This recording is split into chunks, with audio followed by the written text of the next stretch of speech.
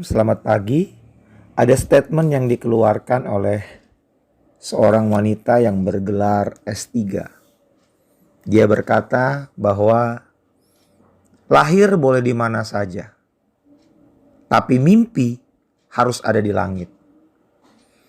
Wanita ini mendapatkan gelar doktor, semuanya beasiswa. Dari S1, S2, sampai ke S3. Dia lahir dari keluarga yang sangat sederhana. Namun demikian, ia mampu meraih itu karena dia punya pengharapan dan berjuang sesuai dengan pengharapan yang melekat padanya.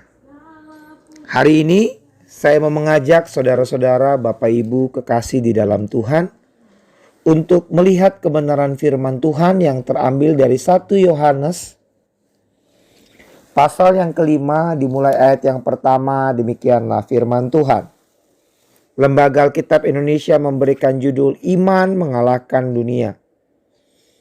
Setiap orang yang percaya bahwa Yesus adalah Kristus, lahir dari Allah, dan setiap orang yang mengasihi Dia, yaitu Yesus yang melahirkan, mengasihi juga Dia yang lahir daripadanya. Inilah tandanya bahwa kita mengasihi anak-anak Allah, yaitu apabila kita mengasihi Allah serta melakukan perintah-perintahnya.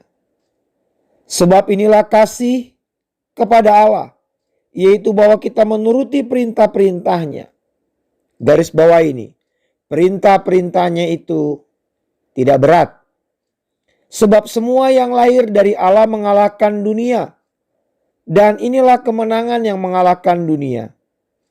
Iman kita. Siapakah yang mengalahkan dunia selain daripada dia yang percaya bahwa Yesus adalah anak Allah. Haleluya, luar biasa pernyataan yang kita terima pada pagi hari ini. Itu sebabnya ada pepatah yang berkata, gantungkanlah cita-citamu setinggi langit. Dalam bahasa Alkitab, taruhlah pengharapanmu jauh melewati tabir. Karena disitulah kita akan melihat kemurahan Tuhan yang dahsyat dalam kehidupan kita. Kita perlu dikatrol oleh Tuhan. Kita ada di bawah, Dia ada di atas. Dan ketika kita benar-benar menaruh harapan kita sama Tuhan,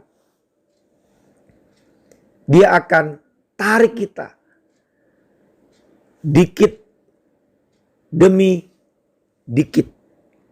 Selangkah demi selangkah. Naik ke atas. Terus dan terus lagi. Kalau kembali kepada pernyataan firman Tuhan, iman mengalahkan dunia. Di sini dipaparkan oleh penulis bahwa kita harus memiliki konsep yang benar saat kita melihat Tuhan kita, Yesus Kristus. Dia adalah penyelamat kita satu-satunya. Sekali lagi, Dia adalah penyelamat kita satu-satunya. Dan karenanya kita harus bergantung total sama Dia. Dan kalau kita percaya, kita beriman kepada Dia, maka iman itu harus diimplementasikan dalam tindak, sikap, perilaku kita. Kalau kita beriman, maka kita pasti akan taat kepada tiap petunjuknya. Apa petunjuknya pada pagi hari ini buat saudara dan saya? Mengasihi. Mengasihi itu bukan hanya berbicara tentang memberi.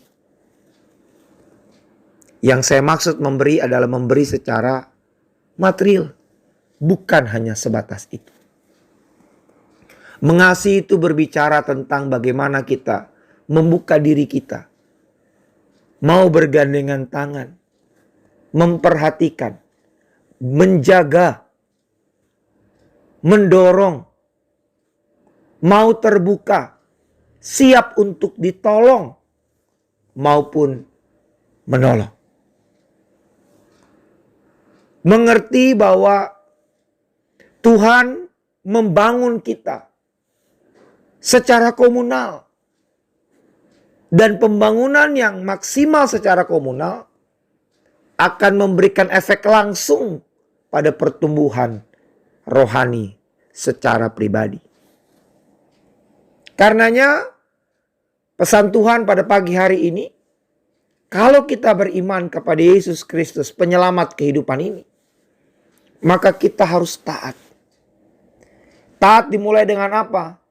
Hati yang siap untuk melakukan perintah Tuhan. Ia memberikan garansi perintah-perintahnya tidak berat. Perintah-perintahnya mampu dilakukan. Mengapa demikian? Karena Yesus yang memberikan perintah telah memberikan keteladanan. Ia telah menyatakan bagaimana seharusnya bersikap dalam kehidupan di dunia ini. Mengalahkan dunia itu bukan dengan melakukan kekerasan terhadap orang yang menolak pengharapan dan iman kita. Tidak. Tetapi mengalahkan dunia ialah menebar kasih. Mengubah dunia dengan kasih. Karena dunia sudah hancur dengan keserakahannya. Dunia sudah hanya berorientasi kepada keinginan-keinginannya. Dan keinginan-keinginan orang yang hidup dengan cara dunia membawa orang tersebut jatuh lebih dalam dan lebih dalam. Dan akhirnya habis. Tapi mengalahkan dunia, kita mampu seperti Yesus hidup saat dia ada di dunia. Menebar kasih, berbagi kasih, menyatakan kasih.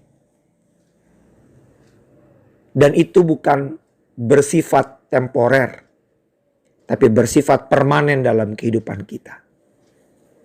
Pagi hari ini, awali minggu ini dengan pengharapan penuh kepada Tuhan.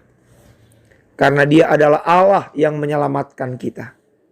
Dan kalau kita sadar kita diselamatkan Tuhan, hari ini, esok, dan seterusnya, kita sadar bahwa kita akan menerima kekekalan yang tersedia untuk kita, maka kita akan melakukan bagian kita. Apa itu? Taat kepada perintah-perintahnya. Apa perintah-perintahnya? Mengasihi. Karena untuk mengalahkan dunia, bukan dengan otot, tetapi dengan kasih.